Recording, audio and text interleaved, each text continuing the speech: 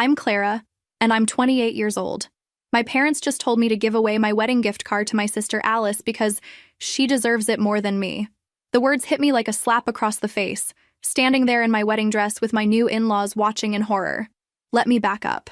3 hours earlier, I was the happiest woman alive. Michael's parents had just presented me with keys to a brand new Honda Civic, saying I was like a legitimate daughter to them. Their eyes actually welled up when they said it. For someone who'd never owned a car, who'd been taking 3 buses to work for years while supporting my entire family, it felt like Christmas morning. Where are you watching from today? Drop your location in the comments below and hit that like and subscribe button if you've ever felt like the family disappointment. You'll definitely want to stick around for what happened next. Now, you might wonder how a family ends up this twisted. Well, let me paint you a picture. When I was 19, Dad had an accident at the construction site, broke his leg in 3 places, injured his back. Workers' comp barely covered the medical bills, let alone our mortgage. Mom had been a housewife for 20 years, no work experience. Someone had to step up. That someone was me. I dropped out of college mid-semester, said goodbye to my accounting degree, and started job hunting. While my friends were pledging sororities and cramming for finals, I was learning to code from library books and YouTube videos. Turns out I had a natural talent for technology. Within 6 months, I landed an entry-level position at a software company. My boss, Jennifer, was impressed by how quickly I picked things up. "You're wasted in data entry," she told me after my first performance review. "I want to move you to our development team." The promotion came with a 30% salary increase. Finally, I thought, things were looking up. That's when my parents made it clear what my role would be. "You're so good with money," Mom said, handing me a stack of bills. "Since you're doing so well, you can handle the household expenses." Just like that, I became the primary breadwinner for a family of 4. Well, 3 adults and 1 spoiled princess. See, while I was sacrificing my education and social life, Alice was living her best college experience. Dorm parties, spring break trips, joining clubs, dating. I paid for her dorm, her meal plan, her textbooks. When she called home, it was never to check on Dad's recovery or ask how I was holding up. It was always, "Clara, I need money for this," or "Clara, can you cover that?" The worst part wasn't the money, though. It was the complete lack of acknowledgement. When Alice's friends visited, she introduced me as my sister who works in computers, not my sister who's putting me through college, or my sister who kept our family afloat, just the sister with the boring job. But I convinced myself it was temporary. Once Alice graduated and got her marketing degree, she'd start contributing. We'd be a team. We'd take care of Mom and Dad together. Looking back now, I realize how naive I was. Because when Alice did graduate, she didn't see our parents as her responsibility. She saw them as mine. Alice got her first real job the summer after graduation. Marketing coordinator at a boutique agency downtown, decent starting salary. I was so proud of her and honestly, relieved. Finally, I thought, I wouldn't be carrying this burden alone. The first red flag should have been when she spent her entire first paycheck on a designer handbag. "I need to look professional," she explained when I saw the shopping bags. "Image is everything in marketing." Her second paycheck went to a weekend trip to Nashville with her sorority sisters. Her third funded a complete wardrobe overhaul. Meanwhile, I was still covering the mortgage, utilities, groceries, Dad's physical therapy copays, and Mom's prescription medications.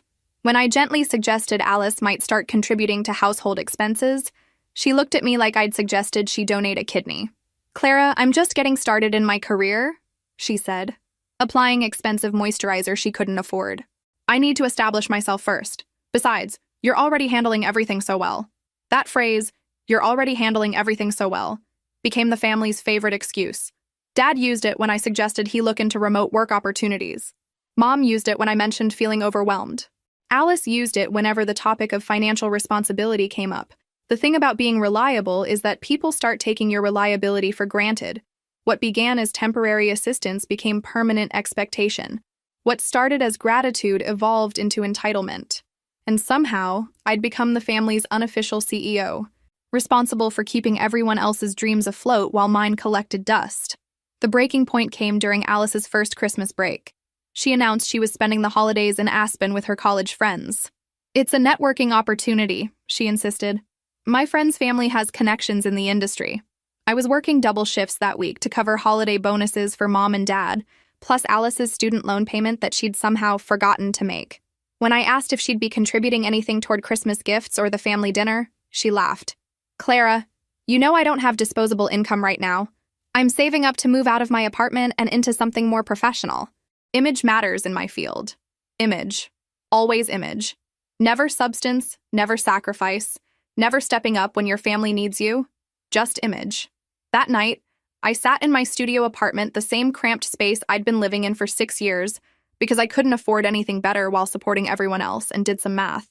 In the 7 years since Dad's accident, I'd contributed over $200,000 to my family's survival.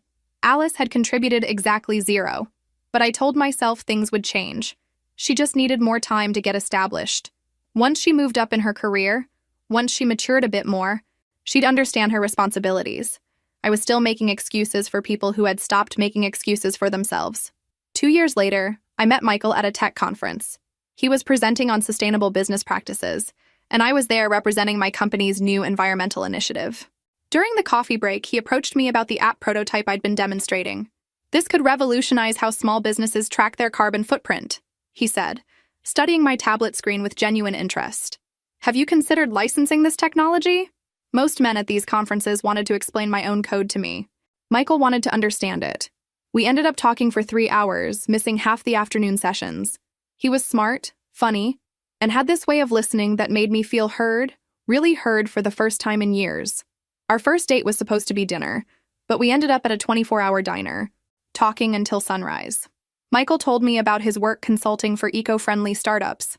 I told him about my app development projects. What I didn't tell him, at least not yet, was that I'd been financially supporting my family for nearly a decade. When I finally did open up about my situation, Michael's reaction surprised me. He didn't lecture me about enabling my family or suggest I was being taken advantage of. Instead, he asked, "What do you want to happen?" The question caught me off guard. Nobody had asked what I wanted in so long, I'd almost forgotten I was allowed to want things. "I want them to be okay," I said automatically. "That's not what I asked," Michael said gently. "I asked what you want. I want to finish my degree. I want to travel somewhere that requires a passport. I want to wake up on a Saturday morning and not immediately check my bank balance. I want to buy groceries without calculating which bills I'll have to postpone." The wants poured out of me like water from a broken dam. Michael listened to all of it without judgment, without trying to fix me or tell me what I should do.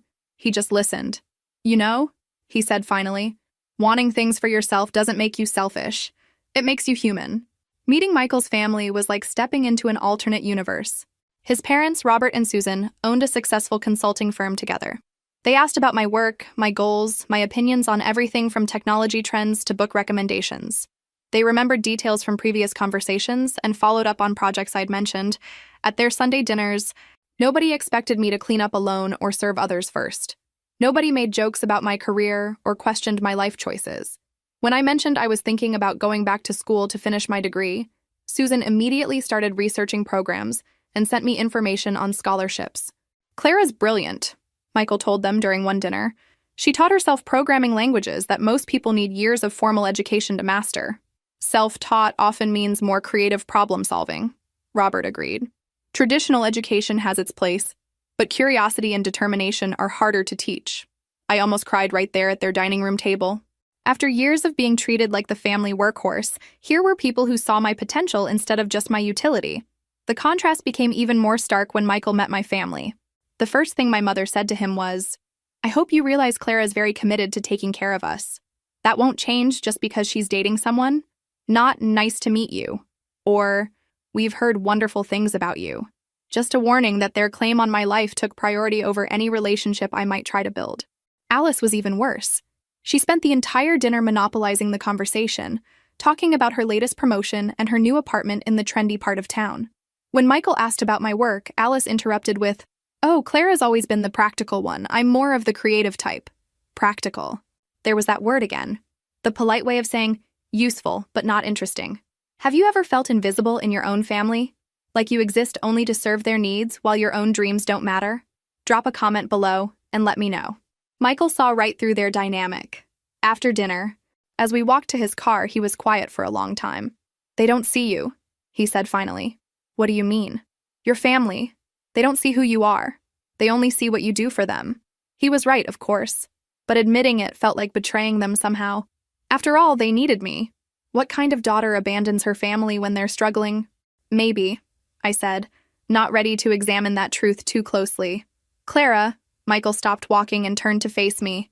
You deserve people who value you for who you are, not just what you can provide. Standing there under the streetlight, I felt something shift inside me. For the first time in years, I imagined what it might feel like to be valued instead of just useful.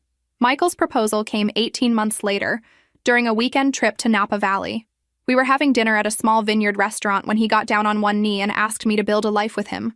The ring was perfect, a vintage setting with a sapphire surrounded by small diamonds. Not flashy, but elegant and thoughtful, just like him. I love how you see the world, he said, his voice steady despite the attention we were drawing from other diners. I love your intelligence, your determination, your incredible capacity for caring about others. But most of all, I love how you make me want to be better. Will you marry me? Through happy tears, I said yes. The other diners applauded. The waiter brought champagne, and for a few perfect hours, I felt like the luckiest woman alive. The engagement celebration with my family the next week was a different story entirely. When I showed them the ring, my mother's first comment was, "Well, it's not very big, is it?" "Size isn't everything, Mom," I said, trying to keep the hurt out of my voice. "Of course not, dear. I just expected something more substantial from someone who can afford it." She examined the ring more closely. "Is it even real?" Alice leaned over to look. "It's cute," she said in the tone people use for children's artwork. "Very vintage." Meanwhile, Dad was grilling Michael about his financial prospects. "Software consulting can be unstable," he said, as if he hadn't been unemployed for nearly a decade. "How do we know you can provide for Clara?" Michael handled their interrogation with grace, answering every inappropriate question about his income, his business prospects, and his family's wealth. But I could see the tension in his jaw, the way his smile became more forced as the evening wore on. The worst part came when we started discussing wedding plans. My vision was simple, a small ceremony with close friends and family, followed by dinner at a nice restaurant. Nothing extravagant, just meaningful. "But what about Alice?" my mother interjected. "She's your maid of honor, obviously. She'll need a dress, shoes, hair, makeup, and the bachelorette party. Alice has been planning it since you got engaged." I hadn't asked Alice to be my maid of honor. I hadn't even thought about a bachelorette party. But suddenly, my wedding was becoming another opportunity for Alice to be the center of attention. "Actually," I said carefully, "I was thinking of asking my friend Jennifer from work to be my maid of honor. We've been through a lot together." The temperature in the room dropped 10 degrees. "Jennifer?" My mother's voice was ice cold. "A work friend over your own sister?" "She's one of my closest friends, Mom. She's supported me through some really difficult times." "Well, I suppose Clara's always been closer to outsiders than to her own family," Alice said, managing to sound both hurt and accusatory. The guilt hit me like a physical blow. Here I was, planning the happiest day of my life, and somehow I was the villain for wanting to choose my own wedding party. "Alice can be a bridesmaid," I compromised, hating myself for backing down. "But Jennifer is my maid of honor." The conversation moved on to other details, but the damage was done. What should have been a celebration of my engagement had become another reminder that my choices were subject to family approval. Later that night, Michael and I debriefed in my apartment. "They're going to try to take over your wedding," he said bluntly. "They're just excited for me." "Clara?" He took my hands in his. "They spent the entire evening talking about what Alice needed and what your parents expected. Nobody asked what you wanted." He was right. Again. But the wedding was still months away. I had time to set boundaries, to make sure my voice was heard. Looking back now, I can see how naive that hope was. Because if there's one thing my family excelled at, it was wearing down my resistance until I gave them what they wanted. The next 8 months of wedding planning were a masterclass in emotional manipulation. Every decision became a battle. Every boundary I tried to set was met with tears, guilt trips, or accusations of selfishness. The venue?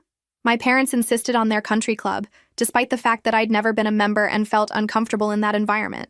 "It's where respectable families hold their weddings," my mother declared. "What will people think if you get married in some trendy downtown loft?" The guest list? Somehow, it ballooned from 50 people to 120, most of whom were my parents' friends and business associates. People I'd met maybe twice in my life were suddenly essential attendees. "Networking is important, Clara," Dad explained when I questioned why his former boss from 15 years ago was invited. "You never know what connections might help Michael's business." The most ridiculous battle was over the wedding cake. I wanted something simple vanilla with raspberry filling. Elegant, but not ostentatious. Alice had other ideas. "What about a 3-tier chocolate fountain?" she suggested during one planning session. Or those trendy naked cakes with fresh flowers. Something Instagram-worthy. I don't want Instagram-worthy, I said firmly. I want something we'll actually enjoy eating. Clara, this is your wedding, Alice said with exaggerated patience. Don't you want it to be memorable? The implication was clear. My preferences weren't memorable enough. My vision wasn't special enough. I needed Alice's creative input to make my own wedding worthy of attention. Michael was getting increasingly frustrated with the family dynamics. This is supposed to be our day, he said after a particularly contentious phone call about flower arrangements. Why does it feel like we're planning their wedding? They're just trying to help, I said automatically, though I was starting to question that myself. Clara, helping would be asking what you want and supporting your choices. This is something else entirely. The breaking point came during the final dress fitting. I'd chosen a simple but elegant gown, nothing too flashy, just classic and timeless. I felt beautiful in it, confident and happy. Alice came with me to the fitting, ostensibly for moral support. But the moment the seamstress stepped away to get pins, Alice started her critique. Are you sure about this style? She asked, circling me like a vulture. It's very safe. Safe is fine, I said, watching myself in the three-way mirror. I feel good in it. But it's your wedding day. Don't you want to make a statement? What kind of statement? I don't know. Something that shows you're confident, successful. This dress says reliable office worker, not bride. There it was again. Reliable. The backhanded compliment that had followed me my entire adult life. Maybe I am a reliable office worker, I said quietly. Clara, come on. You're marrying a successful consultant. His family has money, connections. This is your chance to show you belong in that world. Show I belonged. As if I were an imposter trying to fake my way into legitimacy. As if Michael's love wasn't proof enough that I belonged wherever he was. The seamstress returned with her pins, and I stood silently while she made final adjustments. But Alice's words had planted seeds of doubt. Was my dress too simple? Was I not sophisticated enough for Michael's world? Was I embarrassing him without realizing it? That night, I called Michael in tears. She's in my head, I confessed. What if she's right? What if I'm not enough for your family? Clara, stop. His voice was firm but gentle. My parents adore you exactly as you are. They've told me multiple times how lucky I am to find someone so genuine and intelligent. But what if? No what ifs. Do you love your dress? Yes. Do you feel beautiful in it? Yes. But then that's all that matters. Alice's opinion is irrelevant. He was right, of course, but the damage was done. The confidence I'd felt in my choices was shaken. The joy I should have been feeling was clouded by self-doubt. Looking back, I realized that was the point. Alice couldn't stand the idea of me being completely happy, completely confident. She needed me to doubt myself so she could position herself as the expert, the one with better taste and judgment. It was a pattern that had been going on for years, but I was finally starting to see it clearly. The wedding day dawned clear and beautiful. Michael's parents had given me a spa day the week before, so I felt relaxed and pampered. Jennifer had arrived the night before and was handling all the maid of honor duties with perfect efficiency. Everything should have been perfect. But at 11 a.m., 2 hours before the ceremony, my mother called with an emergency. Clara, we have a problem, she said without preamble. Your father's suit doesn't fit properly, the pants are too long, and the jacket is tight across the shoulders. Did you try the emergency tailor service? They can't see him until Monday. Clara, he can't walk you down the aisle looking sloppy. I closed my eyes and took a deep breath. Mom, what do you want me to do? I'm getting my hair done. Alice found a solution. She knows someone who can alter the suit this morning, but they need $200 cash. None of us have that kind of money on hand. Of course they didn't. And of course, the solution involved me providing money I didn't have budgeted for this weekend. Can't Michael's parents help? Clara, we can't ask them for money. What would they think of us? What they'd think is that my family was manipulative and financially irresponsible, which would be accurate. But instead of saying that, I found myself asking Jennifer to drive to an ATM to withdraw the cash. This is ridiculous, Jennifer said as we waited in the bank line. Your dad has had months to make sure his suit fit properly. I know, but what choice do I have? You could let him deal with the consequences of his poor planning. The idea of my father looking disheveled at my wedding was more than I could handle. Not because I cared about appearances, but because I knew my family would somehow make it my fault if anything went wrong. Jennifer delivered the money to my parents while I finished getting ready. When she returned, her expression was grim. Clara, your sister wasn't at the tailor. What do you mean? I mean, Alice was at the nail salon getting a manicure when I dropped off the money. Your parents knew exactly where she was. The betrayal hit me like a physical blow. They'd lied about Alice being the one to find a solution. They'd manipulated me into paying for their poor planning by making it seem like Alice was being helpful. How do you know? I saw her through the window when I drove past. She waved at me. I sat down heavily in the bridal suite chair, still in my robe with my hair half finished. They lied to me, I said quietly. Yes, they did. On my wedding day. Yes. I stared at my reflection in the vanity mirror. In a few hours, I'd be Clara Patterson, starting a new chapter of my life with a man who valued and respected me. But first, I had to get through a ceremony surrounded by people who saw me as an ATM with feelings. Jennifer? Yeah? After today, things are going to be different. She smiled at me in the mirror. Good. I didn't know exactly what that meant yet, but I could feel something shifting inside me. The old Clara, the one who absorbed everyone's problems and sacrificed her own needs, was getting married today. But she wasn't going on the honeymoon. The ceremony itself was beautiful. Michael looked devastated when he saw me walking down the aisle, and I felt that familiar flutter of love and certainty. This was right. He was right. We were right. But it was during the reception, when his parents presented me with the car keys, that everything changed. Clara, Susan said, tears in her eyes, you've been like the daughter we never had. We know how much you've sacrificed for your family, and we want you to have something that's just yours. A car. My own car. After years of taking 3 buses to work, of walking to the grocery store, of being dependent on others for transportation, it was more than a gift, it was freedom. I was crying as I hugged Robert and Susan, overwhelmed by their generosity and kindness. For a moment, I felt purely happy, purely grateful. That's when my parents appeared at my side. Clara, my mother said, her voice artificially sweet, we need to talk to you privately. And just like that, I knew my fairy tale was about to end. My parents cornered me near the dessert table, away from Michael's family and most of the guests. Dad cleared his throat uncomfortably while Mom put on her most reasonable expression, the one she used when she was about to ask for something outrageous. Honey, that was such a lovely gesture from the Pattersons, Mom began, glancing around to make sure we weren't overheard. They're very generous people. Yes.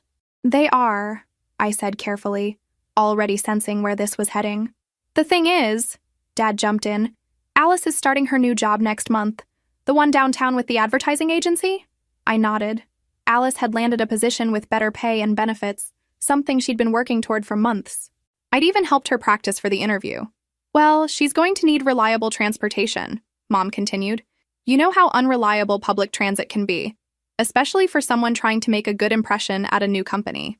The pieces clicked into place with sickening clarity. What exactly are you asking? We think it would be wonderful if you gave Alice the car, Mom said, her voice dripping with false sweetness. After all, you've been taking the bus for years. You're used to it, but Alice needs to project success in her new role.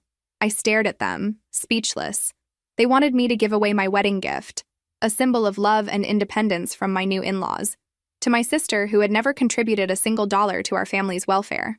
You can't be serious, I said quietly. Clara, be reasonable, Dad said, using his stern father voice. Alice deserves this opportunity. She's worked hard to get where she is. Where she is. Where Alice was, specifically, was debt-free with a new job and a future full of possibilities, all subsidized by my decade of sacrifice. Where I was finally, for the first time in my adult life, receiving something that was purely mine. She deserves it more than you do, Mom added, as if that settled the matter.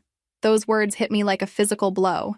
After everything I'd done, everything I'd given up, everything I'd provided, my own mother stood there and told me my sister deserved my wedding gift more than I did.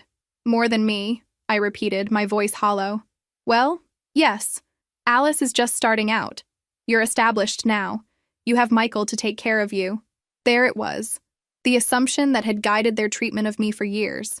I existed to serve until someone else could take over that responsibility. My value was purely utilitarian. I looked around the reception, taking in the scene. Michael was talking with his college friends near the bar, completely unaware of the ambush happening by the dessert table. Alice was posing for photos with the bridesmaids, laughing and holding a champagne flute. Jennifer was dancing with her husband, finally relaxing after months of helping me navigate wedding planning drama. Clara? Mom's voice had an edge now. We're waiting for an answer. What do you think I should have said? Drop your thoughts in the comments below. But before I could respond, I felt a warm hand on my shoulder. Michael had appeared beside me, and from his expression, I could tell he'd overheard enough to understand what was happening. "I'm sorry," he said politely to my parents, "but I need to steal my wife for a moment. They're about to cut the cake." He guided me away from my parents, but not before I saw the flash of annoyance cross Mom's face. She wasn't finished with this conversation, and we all knew it. "How much did you hear?" I asked as we walked toward the cake table. "Enough." His jaw was tight. "They want you to give Alice the car. They think she deserves it more than I do." Michael stopped walking and turned to face me fully. "Clara, look at me. Do you want to give Alice that car?" "No," I said without hesitation. "I've never wanted anything that was mine so badly in my life." "Then don't." "But they'll be furious. They'll say I'm being selfish." "Let them be furious. Let them say whatever they want. That car is yours." Standing there in my wedding dress, surrounded by friends and family who were supposed to be celebrating the happiest day of my life, I felt something crystallize inside me, a clarity I'd never experienced before. Michael was right. The car was mine. The gift was mine. The choice was mine. For the first time in my adult life, I was going to say no. The cake-cutting ceremony passed in a blur. I smiled and posed for photos while my mind raced through possible scenarios. How would my parents react when I refused their demand? What would Alice say? How long would they punish me for this act of defiance?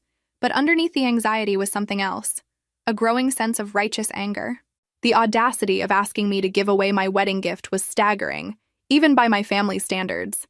The casual cruelty of declaring Alice more deserving cut deeper than any previous slight. After the cake, Michael and I made our rounds, thanking guests and accepting congratulations. His parents pulled me aside during the dancing portion of the evening. "Clara, dear," Susan said, "I hope you know how much that gift means to us to give.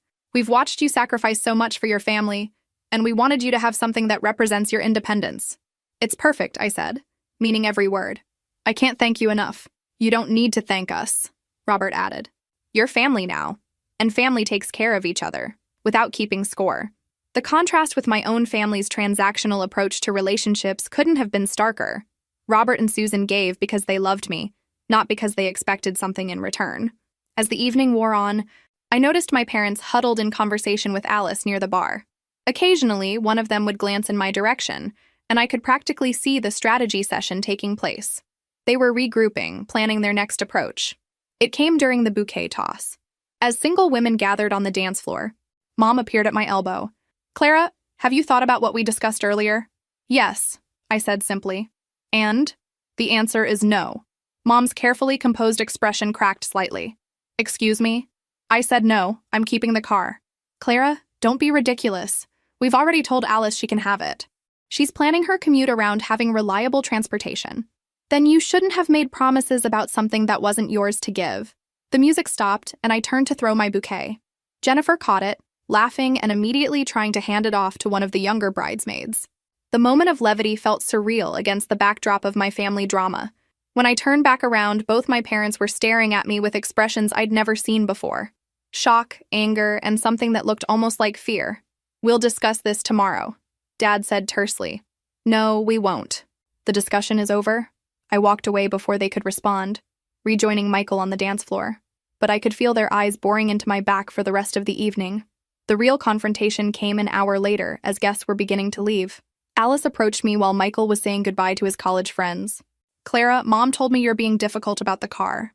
"I'm not being difficult. I'm keeping my wedding gift." Alice's mask of sisterly concern slipped, revealing the entitlement underneath. "Come on, Clara.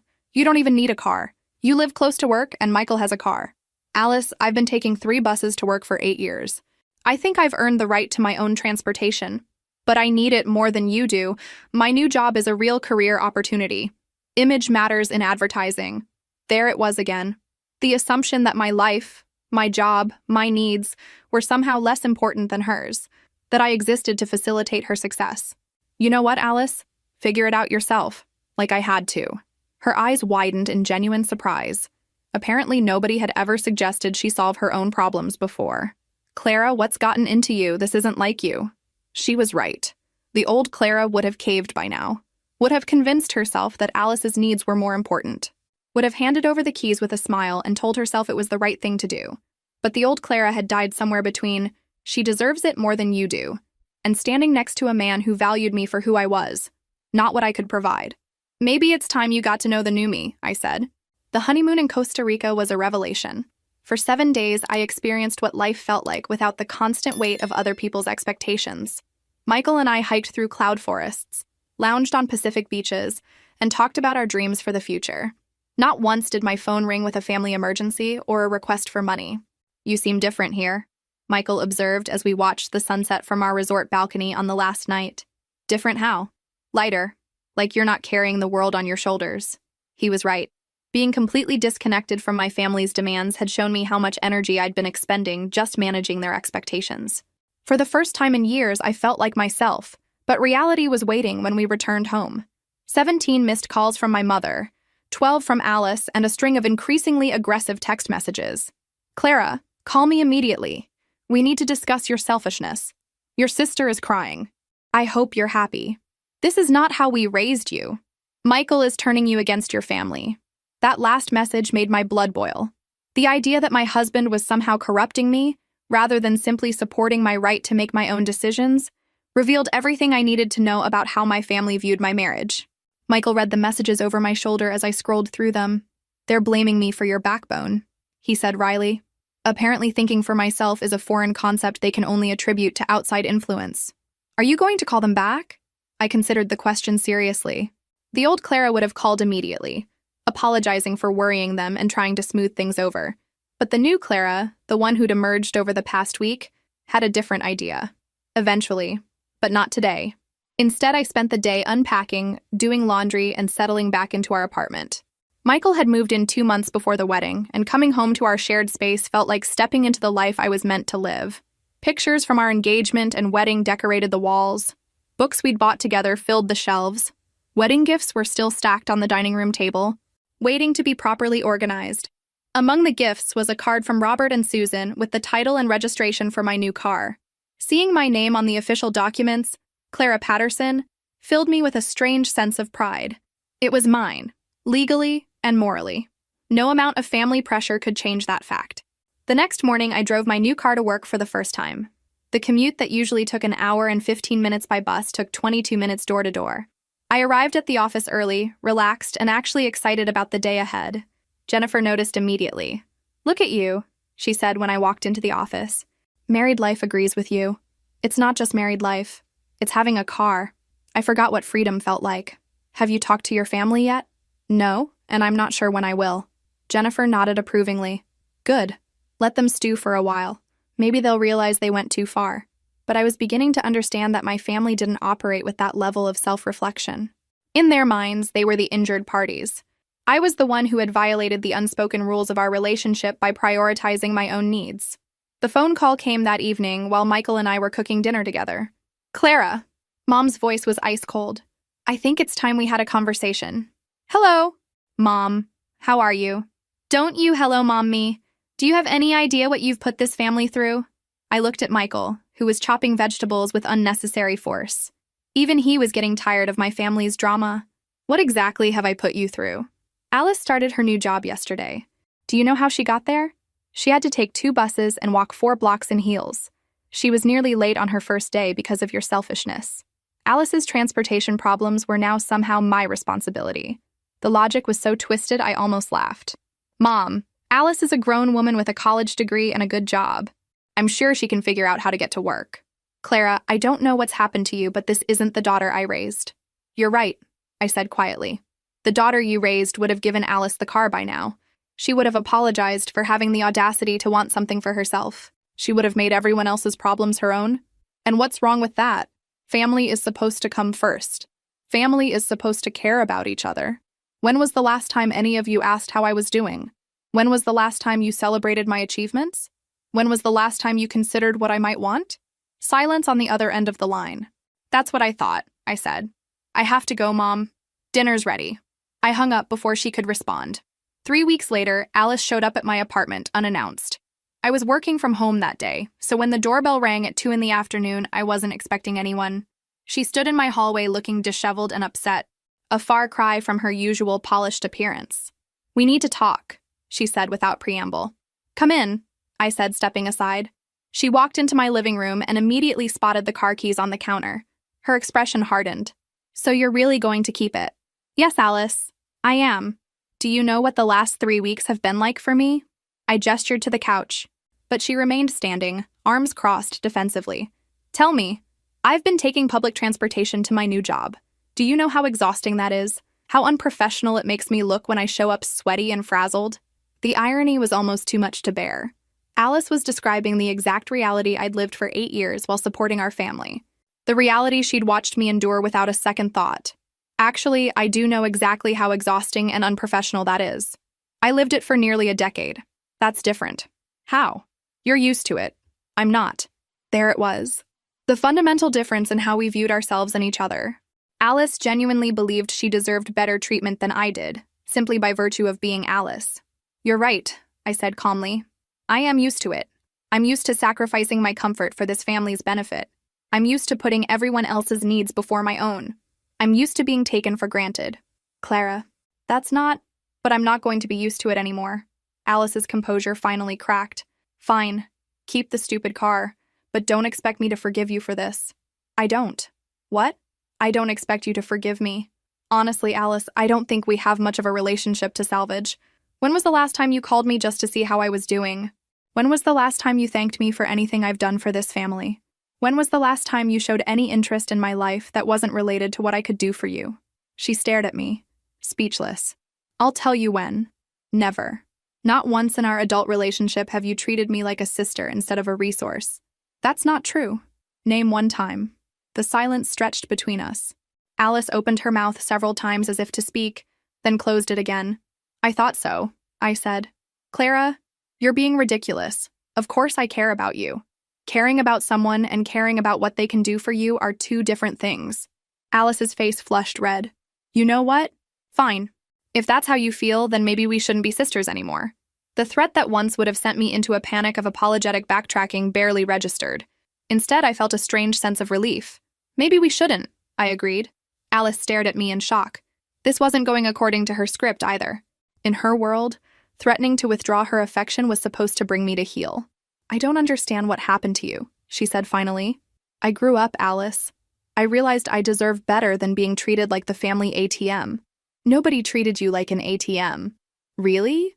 When was the last time you contributed to mom and dad's expenses? I just started my career. You graduated 3 years ago. I was getting established. With money I provided. That's what family does. No. Alice, that's what I did. You took. There's a difference. She stared at me for a long moment, and I could see her trying to reframe the narrative in her head, trying to find a way to make herself the victim in this scenario. Michael really has changed you, she said finally. Michael didn't change me. He just showed me what it feels like to be valued for who I am, instead of what I can provide. Alice gathered her purse and headed for the door. At the threshold, she turned back. Mom and Dad are really hurt, you know. They'll survive. Will they? Dad's talking about taking on more debt to help me buy a car. His back can't handle going back to construction, but he's considering it because of your selfishness. The manipulation was so transparent it was almost insulting. Dad was going to sacrifice his health because I refused to sacrifice my wedding gift? And somehow that was my fault? Alice, you have a job now. You can get your own car loan. With what credit? You know I don't have any credit history. Because I'd been paying for everything. Because she'd never had to be responsible for her own financial decisions. Then maybe it's time you started building some. I closed the door gently but firmly, leaving Alice standing in the hallway. Through the peephole, I watched her stand there for several minutes, probably expecting me to open the door and apologize. I didn't. The final confrontation came 2 months later at Dad's birthday dinner.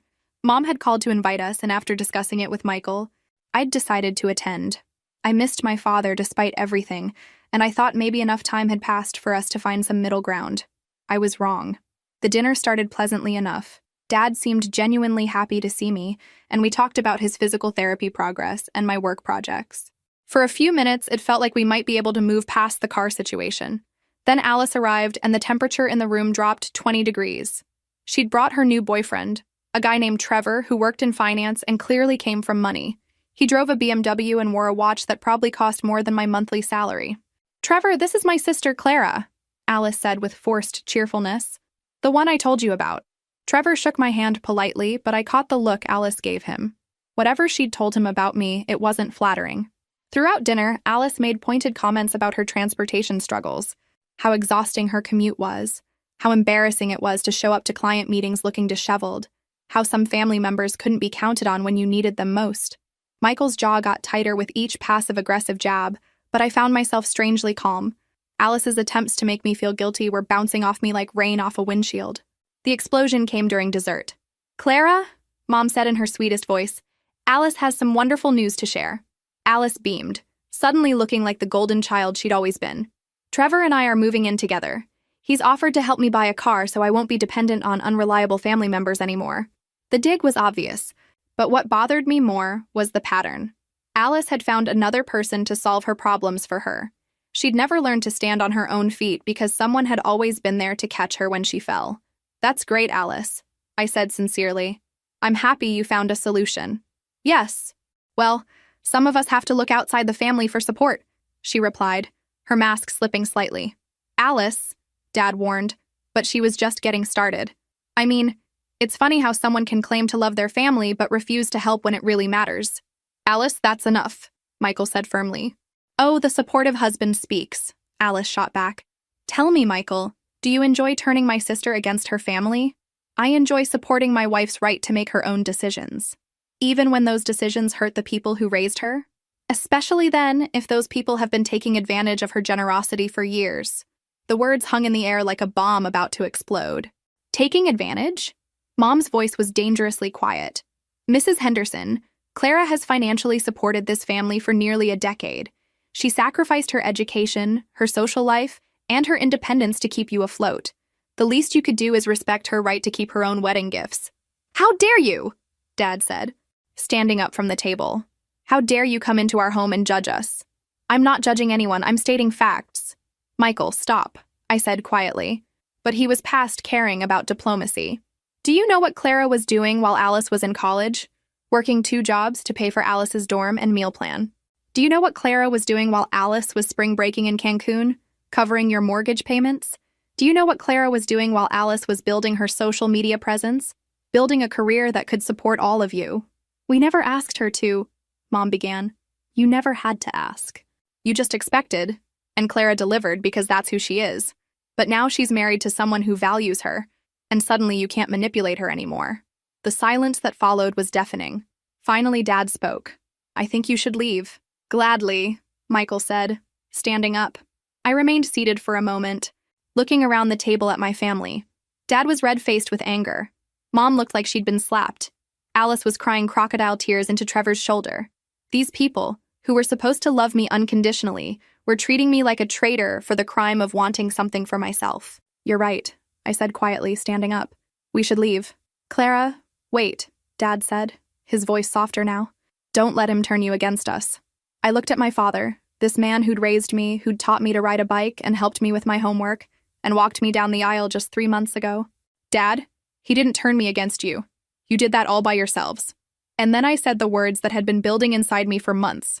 "I'm done. I'm done being the family bank. I'm done being taken for granted. I'm done sacrificing my happiness for people who don't even see me as a person."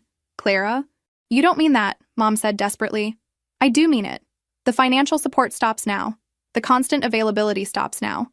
The guilt trips stop now." I took Michael's hand and walked toward the door. "If you decide you want a relationship with me based on mutual respect and genuine affection, you know how to reach me. But if you just want your personal ATM back, don't bother calling." We left them sitting at the dinner table, probably for the first time in years, forced to confront the reality of what they'd done to their relationship with me. The drive home was quiet. Michael held my hand while he drove, letting me process what had just happened. "How do you feel?" he asked finally. "Free," I said, and meant it. That was 2 years ago. The silence from my family lasted 6 months, the longest period of my adult life without contact from them. During that time, I discovered what my life looked like when I wasn't constantly managing other people's crises. I finished my bachelor's degree, taking evening classes while working full-time. Michael supported me through every exam and assignment, celebrating my achievements like they were his own. When I graduated summa cum laude, his parents threw me a party. My own parents didn't even send a card. I got promoted to senior developer, with a salary increase that reflected my actual value to the company.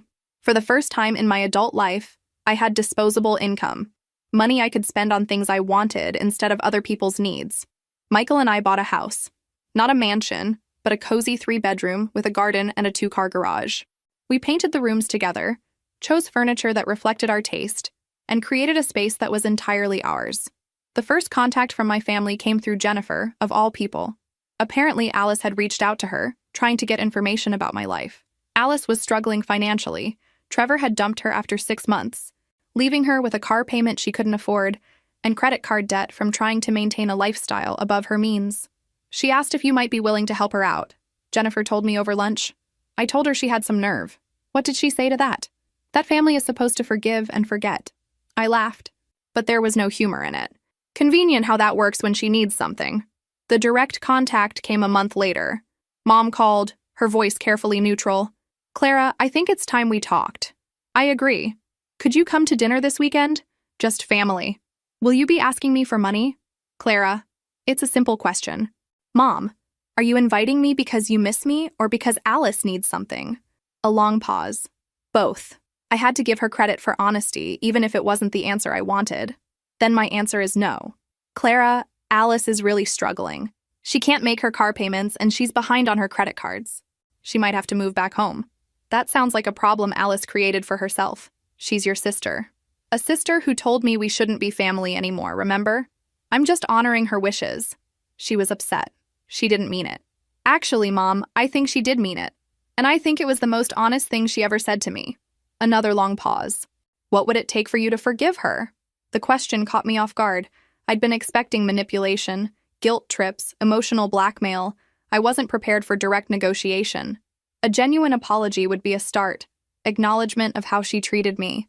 Understanding of why I made the choices I made. And proof that she's learned to be responsible for herself. And then you'd help her? Mom, I didn't say anything about helping her. I said that's what it would take for me to consider having a relationship with her again. But Clara, if you don't help her, she'll lose everything. Then maybe she'll learn the lesson I learned at 19, that when you lose everything, you find out what you're really made of. We talked for another hour, but it was clear we were at an impasse. Mom wanted the old Clara back, the one who absorbed everyone's problems and fixed them with money and sacrifice. That Clara was gone, replaced by someone who valued herself enough to set boundaries. The breakthrough came 6 months later when Dad called. Not Mom, not Alice, but Dad himself. Clara, I owe you an apology. Those 6 words nearly knocked me over. Dad, I've been thinking about what you said at my birthday dinner, about how we treated you, and I think you were right. I sat down heavily on my couch, not trusting my legs to hold me up. I'm listening.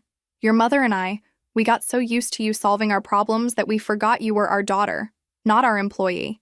We forgot that you had dreams and needs of your own. Tears started flowing before I could stop them. And Alice? We spoiled her. Clara. We let her think the world owed her something because she was charming and pretty. We didn't teach her to work for what she wanted because you were always there to provide it. Dad, I'm proud of you for standing up to us. It took guts to do what you did, and I should have said that 2 years ago. We talked for 3 hours that night. Really talked. Maybe for the first time since I was a child. Dad told me about his struggles with feeling useless after his accident. How my financial support had saved his pride but damaged his relationship with me. He told me about watching Alice spiral into debt and realizing that they'd failed her too by not teaching her self-reliance. Mom called the next week with her own apology. Less eloquent than Dad's, but genuine. She admitted that she'd always been jealous of my independence and intelligence and had unconsciously tried to keep me dependent by making me indispensable to the family. Alice took longer. Her apology, when it finally came, was grudging and incomplete. But it was a start. Today, 3 years after that disastrous birthday dinner, my relationship with my family is different. Smaller, more careful, but based on actual affection rather than obligation. Dad and I talk once a week about his freelance consulting work and my latest projects. Mom and I exchange recipes and gardening tips. Alice and I are polite but distant. We may never be close, but we're no longer enemies. The car that started it all is still in my garage, now with over 50,000 miles on it. I've driven it to job interviews, grocery stores, date nights with my husband, and weekend trips to visit friends. Every time I get behind the wheel, I remember the moment I chose myself. Michael and I are expecting our first child in the fall. We've already decided that this baby will grow up knowing their worth isn't tied to what they can provide for others. They'll learn the difference between helping and enabling, between generosity and self-sacrifice. My wedding gift wasn't just a car. It was a symbol of people who valued me for who I was, not what I could do for them. When my family tried to take that away, they were really trying to take away my sense of self-worth. I'm grateful they failed.